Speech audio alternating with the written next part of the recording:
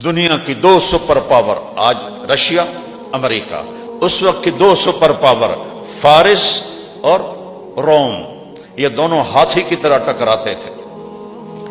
عربوں کو تو وہ انسان ہی نہیں سمجھتے تھے۔ یہ جو نوشہرہ ہے ہمارے سرحد میں، یہ نوشہرواں ایران کے بادشاہ نے آباد کیا ہے۔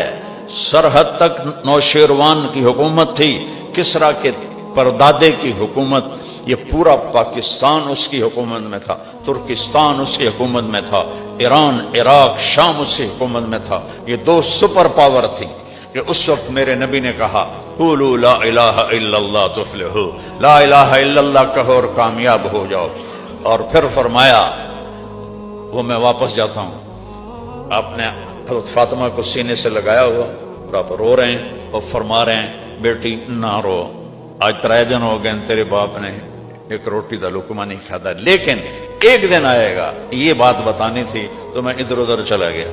ایک دن آئے گا میری بیٹی کہ اس دھرتی پہ نہ کوئی کچا گھر بچے گا، نہ کوئی پکا گھر بچے گا، نہ لا یبقى، عربی میں سنا دیتا ہوں، لا يبقى على وجه الارض بیت وبر ولا مدر ولا شعر الا ادخلہ اللہ فیہ ان اللہ بعث اباکی بامر لا يبقى على وجه الارض بیت وبر ولا مدر ولا شعر الا ادخلہ اللہ فیہ بعز عزیز وبذل ذلیل حتی یبلغ هذا الامر من حیث یبلغ اللیل والنہار۔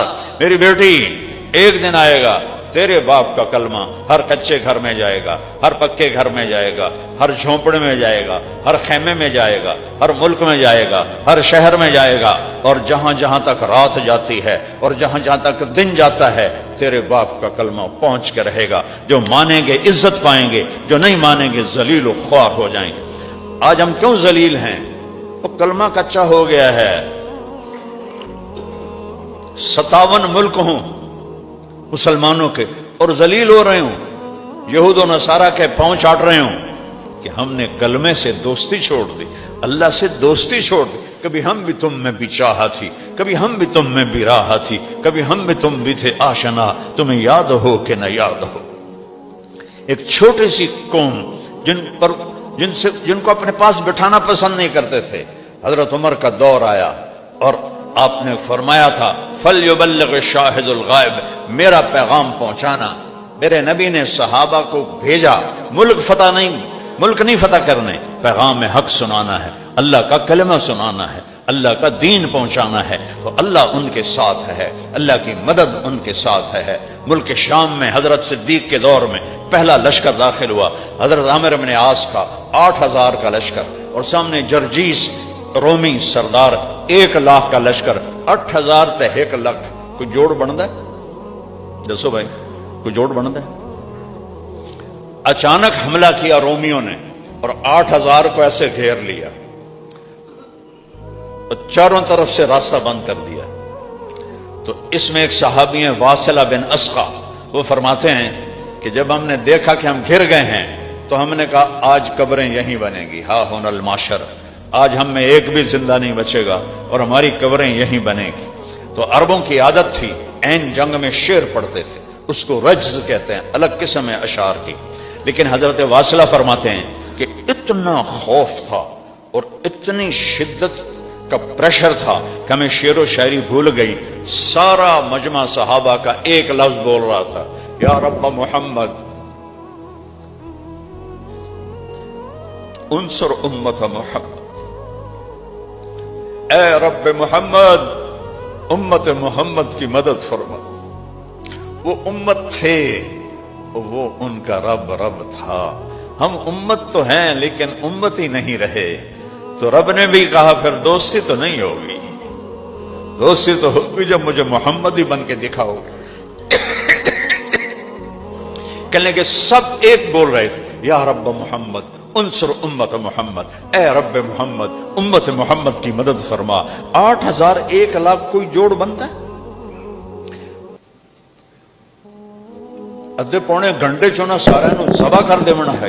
حضرت عبداللہ بن عمر، حضرت عمر کے بیٹے بھی اس لشکر میں شامل ہیں، فرماتے ہیں جب دن ڈھلا، سورج ڈھلا، تو ہم سب کی نظریں بار بار آسمان کی طرف اٹھتی تھیں، تو میں نے آسمان کی طرف دیکھا تو میں نے آنکھوں سے دیکھا کہ آسمان ایسے پھٹا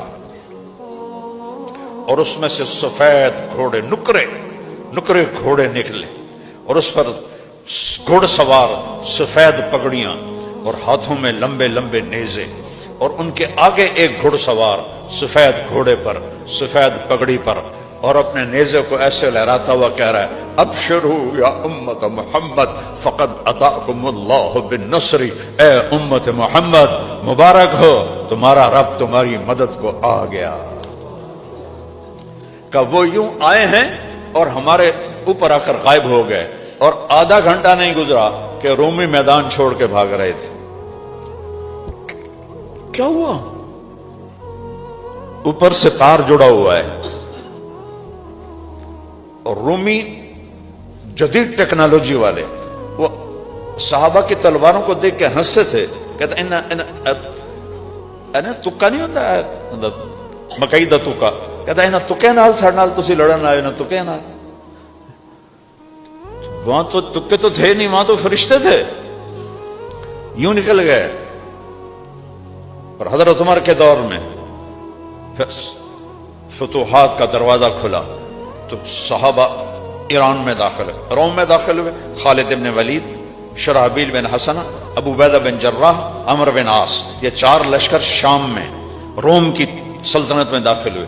2 لشکر خالد بن ولید، عیاض بن غن، یہ عراق میں ایران میں داخل ہوئے۔ پھر آپ نے خالد بن ولید کو بلا کر شام بھیج دیا، یرموک کی لڑائی سر پر تھی حضرت ابوبکر صدیق نے، اور سعد بن ابی وقاص کو ایران میں صحابہ کے لشکر کا امیر بنا دیا، اور یہ وہاں یرموک یہاں قادسیہ، ایک حدیث سے یاد آ گئی،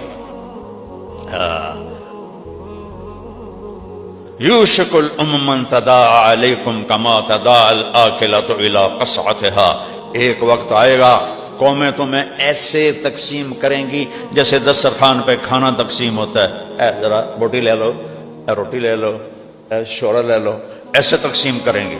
تو صحابہ نے کہا یا رسول اللہ اب من قلت نحن یومئذ، ہم تھوڑے ہوں گے؟ کہ نہیں، انتم یومئذ کثیر، تم بہت زیادہ ہوگے، 57 ملک، ولکنکم غثاء، ان کا غثاء السیل، تم ایسے ہوگے جیسے پانی کے اوپر جھاگ ہوتی ہے، طوفانی پانی، ابھی آیا تھا نا سیلاب، یہاں راوی میں بھی، اوپر جھاگ چل رہی ہے اور تن کے لکڑیاں چل رہی ہیں، کہ تم ایسے ہوگے، پانی کے بہاؤ کے سامنے تم بلبلوں کی طرح ہوں گے۔ وَلَا يَنزِعَنَّ اللَّهُ مِن صُدُورِ عَدُوِّكُمُ الْمَحَابَةَ مِنكُمْ، اللہ دشمن کا روب تمہارے دلوں سے نکال دے گا، وَلَا يَقْذِفَنَّ فِي قُلُوبِكُمُ الْوَهْنَ، تمہارے دلوں میں وہن ڈال دے گا۔ صحابہ نے پوچھا یا رسول اللہ وہن کیا ہے؟ آپ نے کہا دنیا سے محبت کرو گے، موت سے نفرت کرو گے، حب الدنیا و کراہیت الموت۔ اور خالد بن ولید نے روم کے سردار کو للکار کر کہا تھا میرے ساتھ وہ لوگ ہیں جنہیں موت سے ایسے پیار ہے جیسے تمہیں زندگی سے پیار ہے، جنہیں موت سے ایسے پیار ہے جیسے تمہیں شراب سے پیار ہے۔ ان میں وہ طلحہ کہنے لگا یہ کیا بات ہے کہ ہم ہیں بھی زیادہ پھر بھی ہم مر رہے ہیں، شکست ہو رہی، اور وہ تھوڑے سے ہیں اور ہمیں دبا رہے ہیں۔ تو اس کے سردار نے کہا کہ بات یہ ہے، یہ جو سامنے ہے نا، ان میں ہر آدمی یہ چاہتا ہے پہلے میں قتل ہو جاؤں، میرا ساتھی بعد وچ قتل ہوئے، تو ساڈے جو ہر کوئی آندا پہلے ایندا بیڑا بڈھے پیچھے میں جاواں، وہ ہر ایک مرنے کے لیے دوسرے سے پہلے تیار ہے، ہم میں سے ہر ایک دوسرے کو مروانے کے لیے تیار ہے، تو میں نے شکست کیسے دے سکتے ہیں، کیسے دے سکتے ہیں؟ تو قادسیہ کا میدان سجا، صحابہ کی تعداد ٹوٹل 30,000 اور ایرانیوں کا لشکر 1,20,000، کوئی جوڑ بنتا ہے؟ تو حضرت سعد بن ابی وقاص نے ایران کے بادشاہ کے پاس وفد بھیجا، حضرت نعمان بن مقرن، حضرت مغیرہ بن شعبہ اور حضرت عاصم بن عمر تمیمی رضی اللہ تعالیٰ عنہ، ان کو بھیجا۔ تو یزدگرد نے پوچھا تم ہمارے پاس کیا کرنے آئے ہو؟ تمہیں بھوک نے ستایا ہے تو سب کو میں پیسے بھی دیتا ہوں، کپڑے بھی دیتا ہوں، تمہاری خوراک کا بھی انتظام کرتا ہوں، اور تم واپس جاؤ، کیا کرنے ہو یہاں؟ تو حضرت نعمان بن مقرن نے کہا کہ اے امیر یہ بات نہیں ہے، ہم اب وہ عرب نہیں ہیں، ہم ویسے تھے جیسے تم کہہ رہے ہو، روٹی کو محتاج تھے، پانی کو محتاج تھے، اللہ نے ایک نبی بھیجا اس نے ہمیں ایمان کا راستہ بتایا، اللہ کا پتہ بتایا، اس نے ہمیں حکم دیا کہ ہم دنیا کی قوموں کو جا کر کہیں کہ کلمہ پڑھ لو اور مسلمان ہو جاؤ، اور اگر ایمان نہیں لاتے ہو تو صلح کرو اور ہمیں ہمارے ماتحت ہو کے رہو، اور اگر یہ بھی نہیں کرنا تو پھر تلوار ہمارے تمہارے درمیان فیصلہ کرے گی۔ تو یزدگرد کہنے لگا تم لوگ مجھے کہہ رہے ہو تلوار فیصلہ کرے گی، تمہاری اوقات کیا ہے؟ تو مغیرہ بن شعبہ رضی اللہ عنہ کھڑے ہوئے کہنے لگے اے بادشاہ، یہ عرب کے سردار لوگ تیرے سامنے کھڑے ہیں، کوئی کمی کمین کوئی نہیں کھڑے ہوئے، ہم اب وہ عرب نہیں ہیں، ہمارے پیچھے اللہ ہے، ہمارے پیچھے اللہ کا رسول ہے، ہمارے تمہارے درمیان یا کلمہ پڑھو، تم بھائی بھائی ہو جائیں گے اور پھر کبھی تمہارے شہروں میں واپس نہیں آئیں گے، اور اگر کلمہ نہیں پڑھتے ہو تو ہمارے تابع ہو کے زندگی گزارو تاکہ تمہارا ظلم و ستم ختم ہو، اور اگر یہ بھی نہیں ہے تو پھر تلوار فیصلہ کرے گی۔ تو وہ کہنے لگا یزدگرد، اگر قاصدوں کو قتل کرنا جائز نہ ہوتا تو میں تم تینوں کے سر اڑا دیتا، نکل جاؤ یہاں سے، تمہاری اوقات کیا ہے، میں رستم کو بھیج رہا ہوں، تمہیں زمین میں دفن کر دے گا۔ پھر کہنے لگا مٹی لاؤ، مٹی کا ٹوکرا آیا، کہنے لگے تم میں سردار کون ہے؟ تو عاصم بن عمر تمیمی رضی اللہ عنہ کہا میں ان کا سردار ہوں، کہا ٹوکرا دے سر تے رکھو، انہوں نے کہا تھوڑی بس اے اوقات ہے، اے مٹی لے جاؤ، باقی ایران تو کچھ نہیں دے گا، اس وقت ایران سارا فارسی تھا نا۔ تو جب وہ باہر نکلے تو عاصم بن عمر کہنے لگے مبارک ہو، ایران کے بادشاہ نے ایران کی چابی ہمیں دے دی، ایران کی سرزمین ہمیں دے دی، اور کہا بھاگو جتنی جلدی ہو سکتا ہے۔ جو رستم تھا سپہ سالار، وہ نجومی بھی تھا، جب وہ دربار میں آیا تو یزدگرد نے بتایا کہ میں نے آج ان کے ساتھ یہ سلوک کیا ہے، کہنے لگا مٹی دے دی، کہاں میں انہوں نے سبق دیتا ہے، انہوں نے سر تے مٹی رکھائی ہے، مزدوراں طرح تگاری چبائی ہے۔ وہ کہنے لگا تو نے مٹی نہیں دی، تو نے ایران دے دیا۔ اس نے پیچھے 10 فوجی بگایا، بھاگو اور پکڑو ان کو اور ان سے مٹی واپس لو، لیکن انہوں نے بھی اس سے فال لے لی تھی کہ یہ اللہ نے ایران کی زمین ہمیں دے دی۔ انہوں نے اپنے عربی گھوڑوں کو، ایرانی گھوڑے کہاں پہنچ سکتے تھے، انہیں سر پٹ دوڑائے اور جا کر وہاں قادسیہ پہنچ گئے، ساتھ کے سامنے وہ ٹوکرا رکھا، لو جی امیر صاحب، ایران نے اپنی زمین ہمارے حوالے کر دی۔ تو رستم کو بھیجا یزدگرد نے 1,20,000 کا لشکر دیکھ کر، اور وہ چونکہ نجومی تھا تو اس کو نظر آ رہا تھا کہ فتح کوئی نہیں ہے۔ پھر اس نے خواب دیکھا، البدایہ و النہایہ میں یہ واقعہ لکھا ہوا ہے کہ ایک آسمان سے فرشتہ آتا ہے اور ایرانی فوجوں سے سارے ہتھیار چھین کر ایک کپڑے میں بند کر کے حضرت عمر کو پکڑا دیتا ہے۔ اس کی آنکھ کھل گئی، اس نے کہا لے بھائی ایران دا بیڑا بڑھ گیا ہوں۔ تو اس نے بات کو لمبا کیا، حضرت سعد کو پیغام بھیجا کوئی آدمی بھیجو ہم اس سے بات کریں، مکالمہ کریں۔ تو آپ نے ربیع بن عامر رضی اللہ تعالیٰ عنہ کو بھیجا، تو اس نے اپنا دربار سجایا اور زرق برق سونا چاندی زور بہت بڑا تاج سونے چاندی سے بنا ہوا اس کا تخت۔ تو حضرت ربیع جو تھے وہ ایک عربی گھوڑے کمزور ہوتے تھے، کمزور سے مراد یہ نہیں یعنی دبلے ہوتے تھے، چونکہ کھانا پینا وافر نہیں ہوتا تھا، لیکن طاقت میں صحرائی گھوڑے جیسے ایک شہری اور ایک پہاڑی کا کوئی مقابلہ نہیں۔ پہاڑی بچے بھی چڑھ جاندے، ساڑھے بیلیاں پوڑو اتھو تائیں پوڑیاں نہیں چڑھیاں جاندیاں۔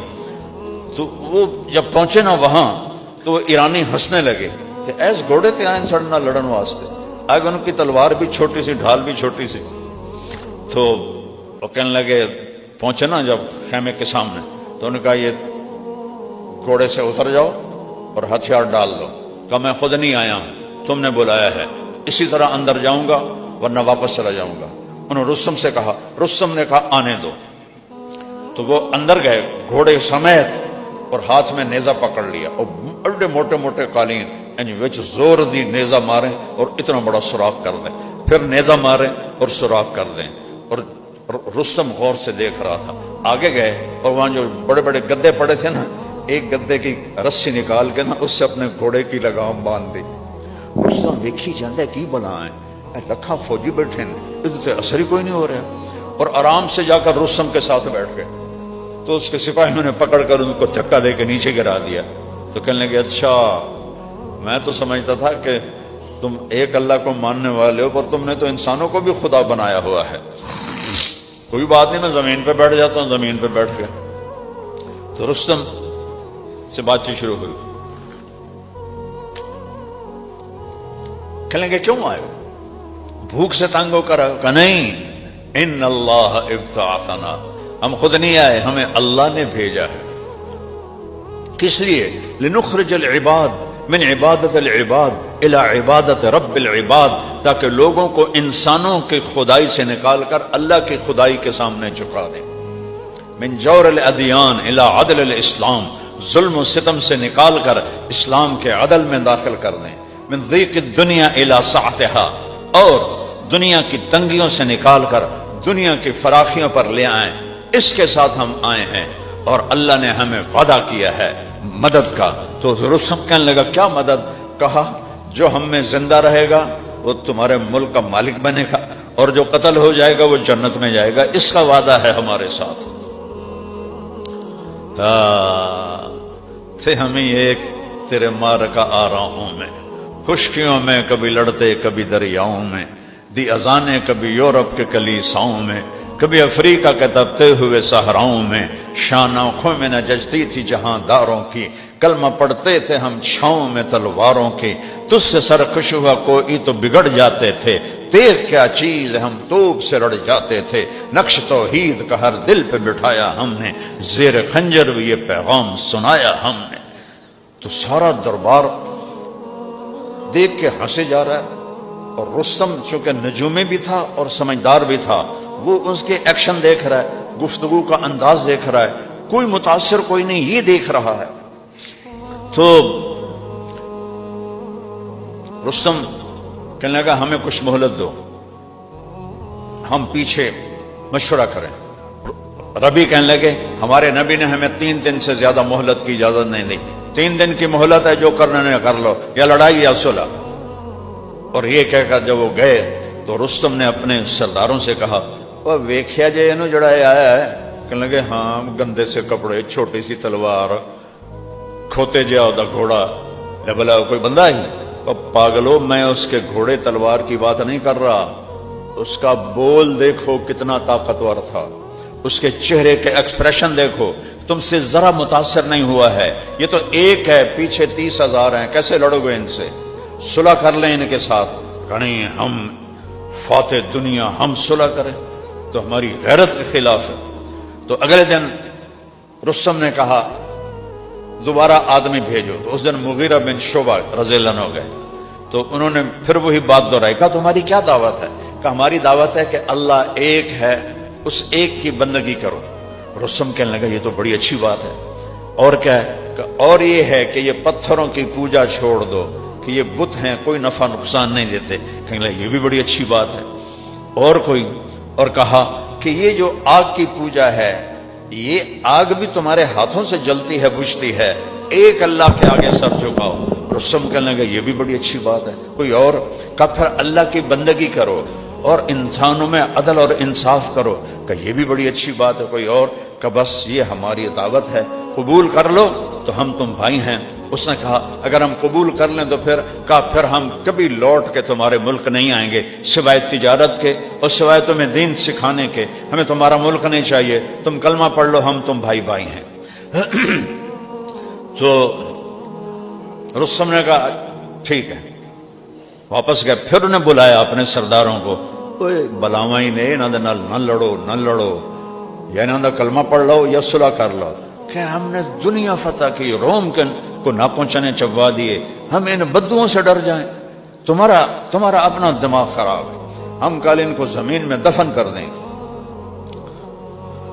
ہائے ہائے. حضرت سعد بن ابی وقاص ان دنوں بیمار تھے، ان کو شٹیکا کا درد تھا، وہ لڑ نہیں سکتے تھے. تو ایک قلعے کی چھت پہ بیٹھے ہوئے تھے. خالد بن عرفہ رضی اللہ عنہ کو انہوں نے لشکر کا امیر بنایا، اور رائٹ سائڈ کی جو لگام ہے وہ جریر بن عبداللہ رضی اللہ عنہ کو البجلی، اور لیفٹ سائڈ پہ انہوں نے قیس بن مکشوف رضی اللہ تعالیٰ عنہ کو مقرر کیا. ان 3 حصوں میں لشکر تقسیم کیا، اور وہ ہاتھی لے کر آئے. صحابہ کے گھوڑے ہاتھی دیکھے ہوئے نہیں تھے تو گھوڑے بدکنے لگے.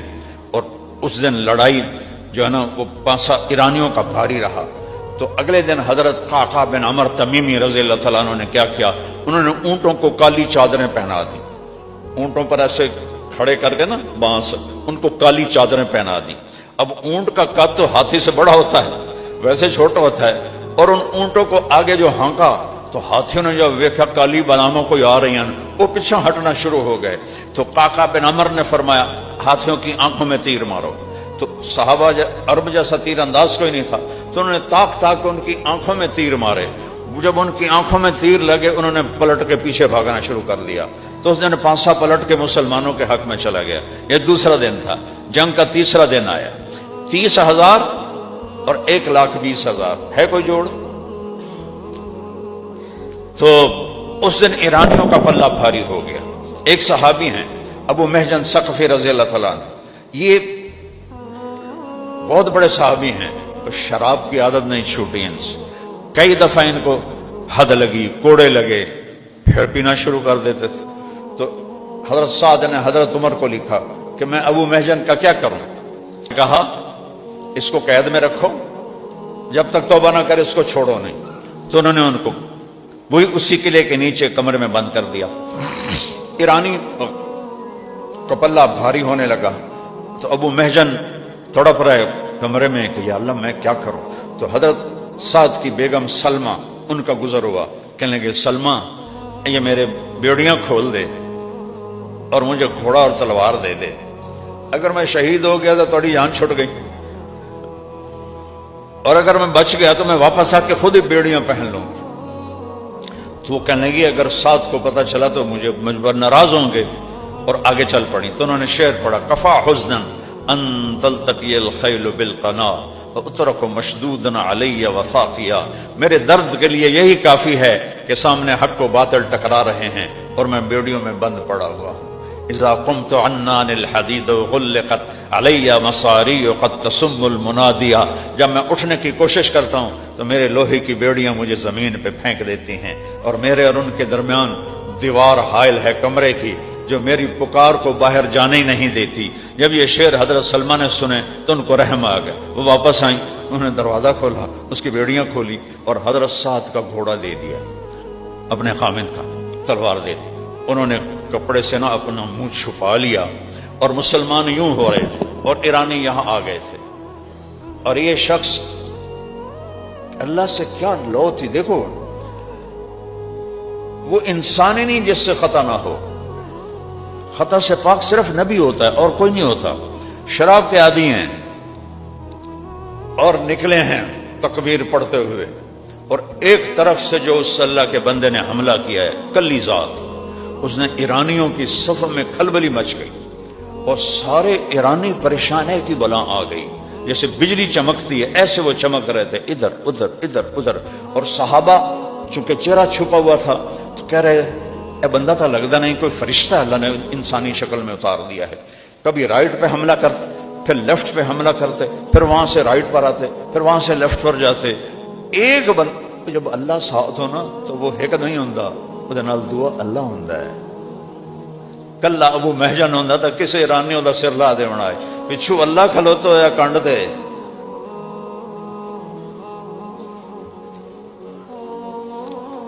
تو وہ اس قدر کھلبلی مچی کہ ایرانی پیچھے ہٹنا شروع ہو گئے۔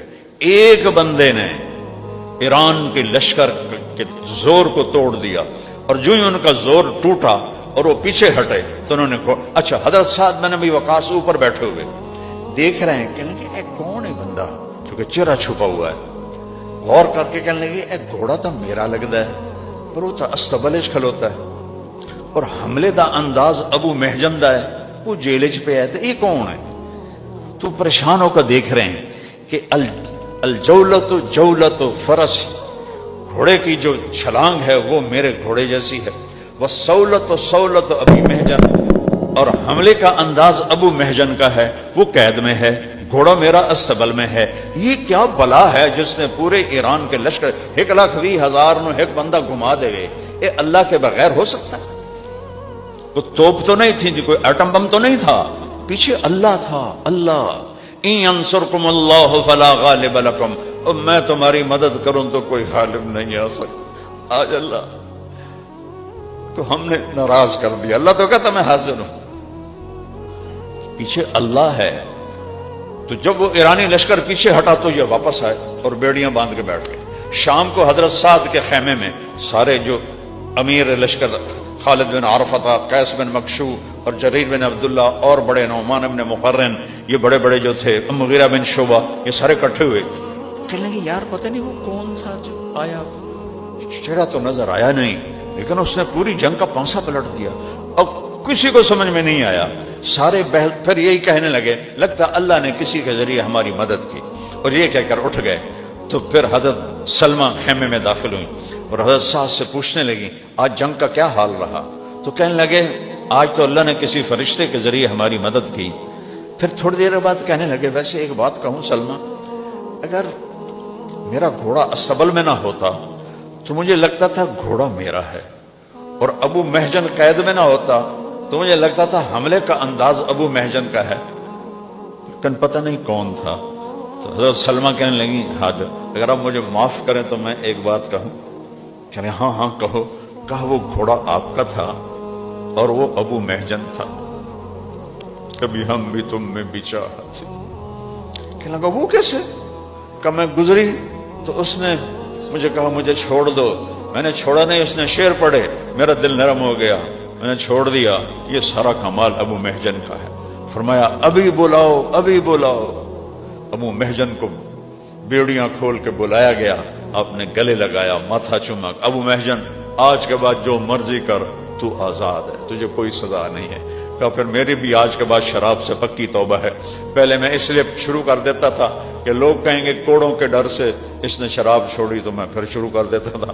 اب آپ نے مجھے معاف کیا تو میری بھی توبہ ہے.